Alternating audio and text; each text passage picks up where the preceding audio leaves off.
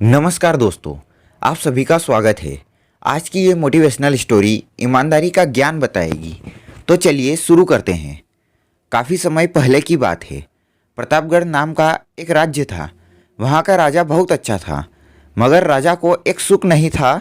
वह यह कि उसकी कोई भी संतान नहीं थी और वह चाहता था कि अब वह राज्य के अंदर किसी योग्य बच्चे को गोद ले, ताकि वह उसका उत्तराधिकारी बन सके और आगे की बागडोर को सुचारू रूप से चला सके।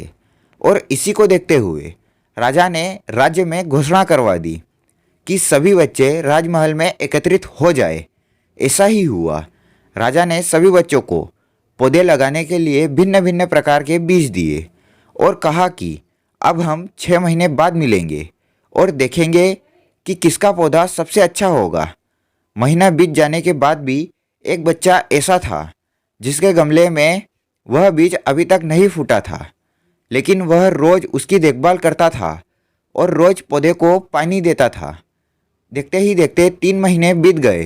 बच्चा परेशान हो गया। तभी उसकी माँ ने कहा कि बेटा धैर्य रखो, कुछ बीजों को फलने में ज़्यादा वक्त लगता है। और वह पौधे को सींचता रहा। 6 महीने हो गए। राजा के पास जाने का समय आ चुका था, लेकिन वह डरा हुआ था कि सभी बच्चों के गमलों में पौधे होंगे और उसका गमला खाली होगा। लेकिन वह बच्चा ईमानदार था और सारे बच्चे राजमहल में आ चुके थे। कुछ बच्चे जोश से भरे हुए थे क्योंकि उनके अंदर राज्य का उत्तराधिकारी बनने की प्रबल लालसा थी। अब राजा ने आदेश दिया। सभी बच्चे अपने अपने गमले दिखाने लगे, मगर एक बच्चा सहमा हुआ था क्योंकि उसका गमला खाली था। तभी राजा की नज़र उस गमले पर गई। उसने पूछा, तुम्हारा गमला तो खाली है। तो उसने कहा, लेकिन मैंने इस गमले की 6 महीने तक देखभाल की है। राजा उसकी ईमानदारी में खुश हुआ कि उसका गमला खाली है, फिर भी वह हिम्मत करके यहाँ तक आ गया। सभी बच्चों के गमले देखने के बाद राजा ने उस बच्चे को सभी के सामने बुलाया। बच्चा सहम गया और राजा ने वह गमला सभी को दिखाया। सभी बच्चे जोर से हंसने लगे। राजा ने कहा, शांत हो जाइए, इतने खुश मत होइए।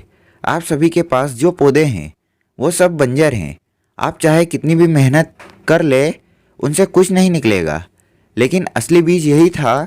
राजा उसकी ईमानदारी से बेहद खुश हुआ और उस बच्चे को राज्य का उत्तराधिकारी बना दिया गया। लेकिन हमें इस कहानी से क्या सीखने को मिलता है?